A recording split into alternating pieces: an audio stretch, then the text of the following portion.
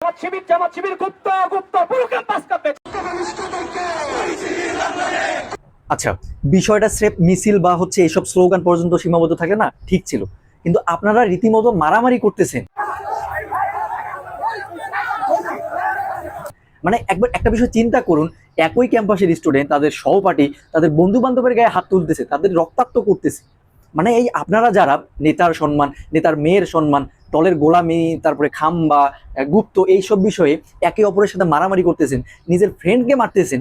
মানে তারা কি এখনো বুঝতে পারেন নাই আপনারা সেফ একটা দাবার গুটি হিসাবে ইউজ হচ্ছেন? আপনারা জাস্ট দলের চাকর বাকর হিসাবে ইউজ হচ্ছেন। অথচ আপনি বড় বড় পজিশনগুলোতে দেখুন, রিসেন্ট টাইমে কারা বসতেছে?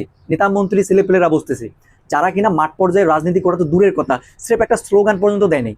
আর আপনারা মাঠ পর্যায়ে ঘাম ঝরাচ্ছেন, হ্যাঁ, স্লোগান দিচ্ছেন, মিছিল করতেছেন, বিনিময়ে আপনারা কি পাচ্ছেন? আপনাদের প্রাপ্তিটা কি এখানে? আমার ফ্রেন্ড সার্কেলের মধ্যে আমি অনেকে দেখেছি এই রাজনীতির পিছনে নিজের পড়াশোনা বিসর্জন দিচ্ছে, নিজের কেরিয়ার বিসর্জন দিচ্ছে। ছাত্রদলের নেতা রাকিব ভাইয়ের কথাই বলুন না, তিনি ঢাকা বিশ্ববিদ্যালয়ের ফিজিক্সের স্টুডেন্ট এবং কলেজ লাইফে তিনি টপার ছিল। এইরকম একটা স্টুডেন্ট পরবর্তীতে রাজনীতি এসে তার অনার্স লাইফটা কমপ্লিট করতে পারেনি, তার কেরিয়ার বিসর্জন দিয়ে ফেলছে রাজনীতির পিছনে। বিনিময়ে তার প্রাপ্তিটা কি? সে এখনো নেতা মন্ত্রীদের গাড়ির পিছনে দৌড়াচ্ছে। আর ওইদিকে নেতা মন্ত্রীর ছেলেমেয়েরা বিদেশ থেকে পড়াশোনা কমপ্লিট করে এসে বিসিবি চেয়ারে বসতেছে। এখন ছাত্র রাজনীতি মানেই যদি নিজের মেধার বিসর্জন, নিজের পড়াশোনার বিসর্জন, নিজের কেরিয়ার বিসর্জন দেওয়া হয়, তাহলে সেই রাজনীতি থেকে বেরিয়ে আসে বুদ্ধিমানের কাজ না?